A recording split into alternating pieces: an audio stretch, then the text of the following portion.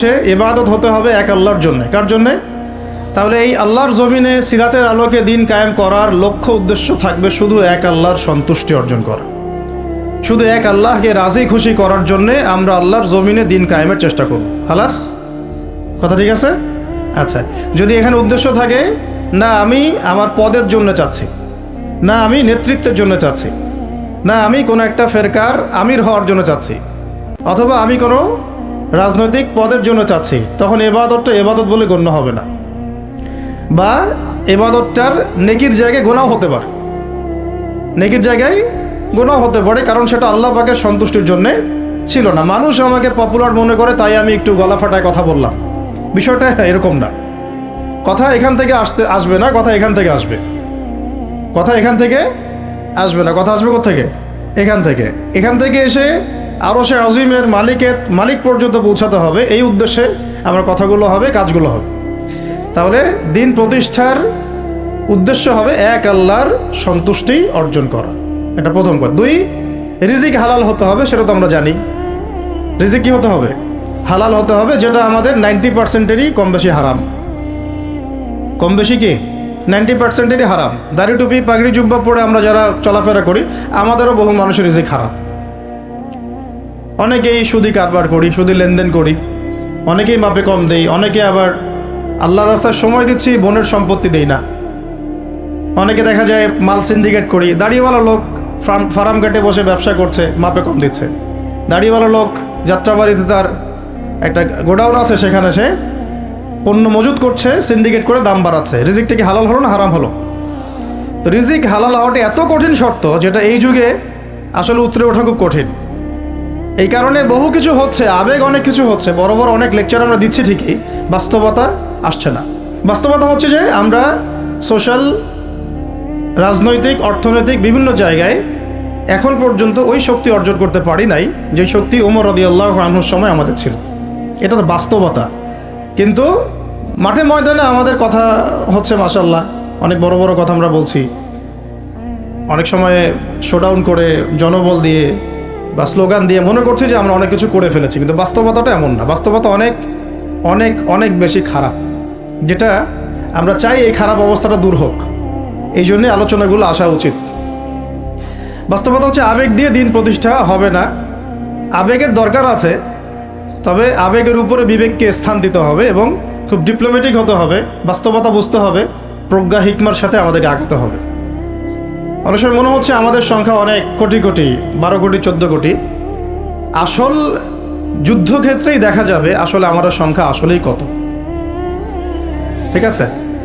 তো মূল জায়গায় আসি আবার, আমি একটু ভিতরে চলে যাচ্ছি, যে আমরা যদি একটা কাজকে ইবাদত মনে করি, সেই কাজটা ইবাদত হিসেবে গণ্য হওয়ার জন্যও 3টা শর্ত আমাকে পূরণ করতে হচ্ছে। আল্লাহ পাকের সন্তুষ্টির জন্যে, 2 হচ্ছে সেই কাজটা করতে গিয়ে, আমার ইবাদত করতে গিয়ে আমার রিজিকটা অবশ্যই হালাল হতে হবে। এই দুটোতেই আমরা আটকে গেছি। কিন্তু কারাগারে আমাদের ওলামায়ে কেরামগণ বসেছিলেন, তারা আলোচনা করছিলেন যে আমরা সবাই এক সেলে বসে আছি, আসলে কি সমস্যা? সবাই সমস্যা নিয়ে মোজাকারা করছেন আর কি। সমস্যাটা কি হলো? তো নাম বলতে চাচ্ছি না, আমাদের অনেক শ্রদ্ধেয় ওলামায়ে কেরাম তাদের অনেকেই বলেছিলেন যে মনে হয় ইখলাস ঠিক নাই, মনে হয় ইখলাস ঠিক নাই। হ্যাঁ, যদি ইখলাস ঠিক না থাকে কাজে বরকত আসবে না। ইখলাস কি? শুধু আল্লাহর জন্য করব, যাই করি শুধু আল্লাহর জন্য করব, মানুষকে দেখানোর জন্য না, জনপ্রিয়তা পাওয়ার জন্য না, মানুষের বাহবার জন্য না। এমনকি আমি যদি চাই বাংলাদেশে শরিয়া আইন কায়েম হোক, সেটা চাবো আল্লাহর জন্যে, আমি ক্ষমতায় গিয়ে কায়েম করবো এই জন্য না। এটা আল্লাহ পাক XYZ যে কাউকে দিয়ে করাইতে পারেন। সেটা আমি হইতে পারি, আপনি হইতে পারেন, যে কেউ হতে পারেন, কিন্তু আমি চাচ্ছি শরিয়া আইন বাস্তবায়িত হোক। যদি আমি এভাবে চিন্তা করি যে না আমাকে যেতে হবেই, আমি সেই কাজ করব, আমারই ক্ষমতা দরকার, তাহলে এটা হবে দুনিয়ার জন্য কাজ করা, আমি আমার ক্ষমতার জন্য করছি। তো মূল বিষয়টা হচ্ছে সাহাবায়ে কেরাম রাদিয়াল্লাহু আনহুম আজমাইন, তারা নিজেরা দায়িত্ব এড়িয়ে যেতেন, মানুষ জোর করে তাদেরকে দায়িত্ব দিতেন। এর ফলে কাজে বরকত হতো, ইখলাস ঠিক থাকতো। তারা দিনের বেলা ঘোড়সাওয়ার থাকতেন, রাতের বেলা দরবেশ থাকতেন। এই জন্যই দেখা যায় যে উমর রাদিয়াল্লাহু আনহুর খেলাফতের সময় একটা বকরির বাচ্চাও না খেয়ে মারা যায় নাই। সুবহানাল্লাহ। আর একটু আগে তো আপনাদেরকে একটা এক্সাম্পল দিলাম যে আপনাদের 3 বারের রাস্তাঘাটের কি অবস্থা। তাহলে 50 বছর, স্বাধীনতার 50 বছর ধরে যারা পুরো বাংলাদেশের রাস্তাই ঠিক করতে পারে নাই, তারা কত বড় দুর্নীতিবাজ চিন্তা করে নাই। 50 বছর ধরে একটা দেশকে রাডারবিহীন থাকতে হচ্ছে, স্যাটেলাইটবিহীন থাকতে হচ্ছে, পারমাণবিক কোনো অস্ত্র নাই, নিউক্লিয়ার কোনো মিসাইলস নাই, কোনো জিওপলিটিক্যাল বড় বড় রাষ্ট্রের সাথে অ্যালায়েন্স নাই। পক্ষান্তরে উল্টা কুফার, তাগুত, মুশরিকদের দাসত্বে আমাদেরকে নিয়ে গেছে। তাহলে 50 বছরের খেয়ানতের লিস্ট করলে মানে এক আসমান থেকে দ্বিতীয় আসমান পর্যন্ত হবে আর কি লিস্টটা। এত খেয়ানত 50-60 বছর হয়ে গেছে। এখনো যে বিষয়গুলো নিয়ে আমাদের কথা বলতে হচ্ছে, এটাই হচ্ছে সবচেয়ে লজ্জার। এই বিগত স্বাধীনতার 50 বছরে আমাদের এমন একটা জেনারেশন রেডিমেড পাওয়া উচিত ছিল, যাদের ঘরে ঘরে আলেম, ঘরে ঘরে হাফেজ। এখন ঘরে ঘরে খুঁজলেও, বোম মারলেও আলেম বের হয় না, ঘরে ঘরে খুঁজে ছান মারলে একটা করে হাফেজ বের হয় না, আলেম বের হয় না। ঘরে ঘরে ছান মারলে যে কোনো একটা টিকটকার ঠিকই বের হয়।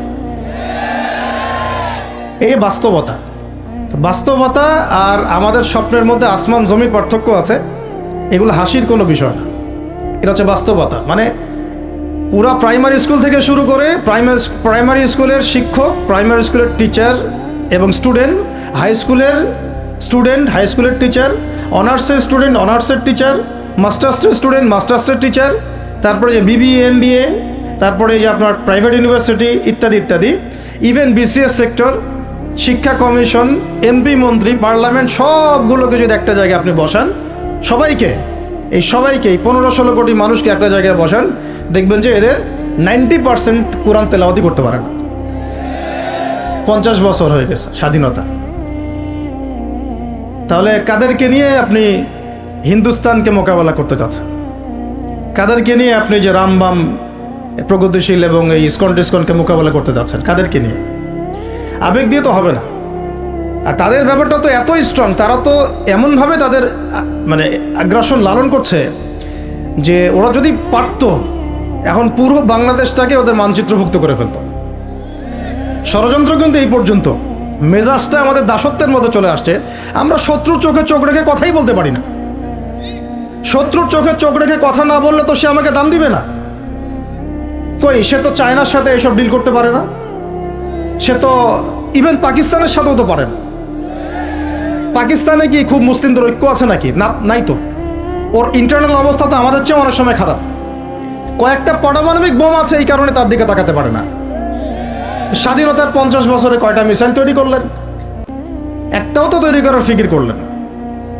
তাহলে বিগত 50 বছরের ইতিহাস যদি আমরা ঘাঁটি, তাহলে দেখব যে যত রকমের মানব রচিত তন্ত্রমন্ত্র আছে, এই তথাকথিত গণতন্ত্রই বলেন, আর এই জাতীয়তাবাদের কথাই বলেন, আর এই তথাকথিত ধর্মনিরপেক্ষতাবাদ, আর এই কমিউনিজম, যা আছে সব ফেল করেছে। পশ্চিমা সব মতবাদ এখানে এমনভাবে ফেল করেছে যেটা ইতিহাসে বিরল। তাহলে একটা মাত্র পথ আপনাদের সামনে এখন খোলা আছে, যেই পথ দিয়ে এই সমস্ত সমস্যার সলিউশন আনা সম্ভব। সেই পথটাই হচ্ছে ওই যে লেখা আছে, সিরার আলোকে উম্মার সংকট নিরসন করা। ওই সিরাতের আলোকে যদি উম্মার সংকট নিরসন করতে না পারি, আর কোনো রাস্তা আমাদের সামনে খোলা নাই।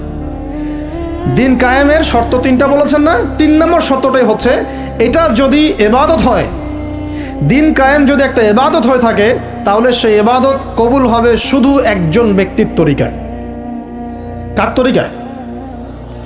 মুহাম্মদ রাসূলুল্লাহ সাল্লাল্লাহু আলাইহি ওয়াসাল্লামের তরিকায়। ইবাদত হতে হবে এক আল্লাহর জন্যে, হালাল রিজিক থাকতে হবে, এবং তরিকা হতে হবে কার? মুহাম্মদ রাসূলুল্লাহ সাল্লাল্লাহু আলাইহি ওয়াসাল্লাম। তো মুহাম্মদ সাল্লাল্লাহু আলাইহি ওয়াসাল্লামের তরিকাই হচ্ছে সিরাত, যেটার মধ্য দিয়ে আমরা দিন কায়েম করবো ইনশাআল্লাহ। আর কোনো রাস্তা খোলা নাই।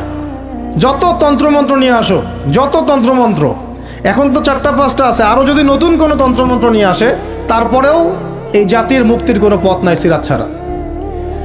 এখন আমাদেরকে আগে সিরাত পড়তে হবে ভাই, সবাইকে আগে সিরাতটা পড়তে হবে। সিরাত পড়লে পরে আপনারা বুঝতে পারবেন যে ইনশাআল্লাহ তাআলা কোন পথে আমাদেরকে হাঁটতে হবে। এখানে টপিক অনেক ডিপ দেওয়া হয়েছে, অত ডিপে গেলে আমাদের সারা রাত চলে যাবে। আমি শুধু ভাষা কয়েকটা পয়েন্ট বলতেছি, একটু মনোযোগ দেন।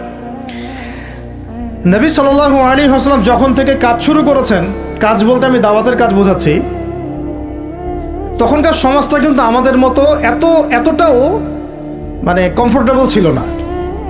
একটা অমুসলিম রাষ্ট্রে তিনি দাওয়াতের কাজ শুরু করেছেন। মক্কা কি ছিল? একটা মুসলিম রাষ্ট্র না অমুসলিম রাষ্ট্র? অমুসলিম একটা রাষ্ট্রে তিনি অ্যাজ এ নবী তার দাওয়াতের কাজ শুরু করেছেন। সুবহানাল্লাহ। এবং তিনি সেই রাষ্ট্রের একজন পরিচিত ব্যক্তিত্ব, যাকে আস-সাদিক আল আমিন বলে ডাকা হয়, যার আগেও কোনো গুনাহ নাই, পরেও কোনো গুনাহ নাই। এমন একজন ব্যক্তিত্ব তিনি, যার আগেও কোনো গুনাহ নাই, পরেও কোনো গুনাহ নাই, এবং তিনি একটা অমুসলিম রাষ্ট্রে ওহী প্রাপ্ত হয়ে দাওয়াতের কাজ শুরু করলেন। আর আমরা তো মুসলিম রাষ্ট্রে বসে আছি, আমরা তো মক্কায় নাই। আমরা কি মক্কায় আছি? আমরা তো মক্কায় নাই। যদি মক্কায় না থাকি তাহলে এরকম নতজানু পররাষ্ট্রনীতি কেন? আমরা যদি মক্কার মতো পরিবেশে না থাকি তাহলে এত নতজানু পররাষ্ট্রনীতি কেন? তাহলে ভারতের মধ্যে আমাদের যে মুসলিম ভাইরা আছে তারা কি করবে? তাহলে ভারতে যে মুসলিম ভাইরা আছে তারা কি করবে? তারা কি ওদের পা ধরে করবে, সালাম করবে? হিন্দুদের পা ধরে সালাম করবে? বলেন তো।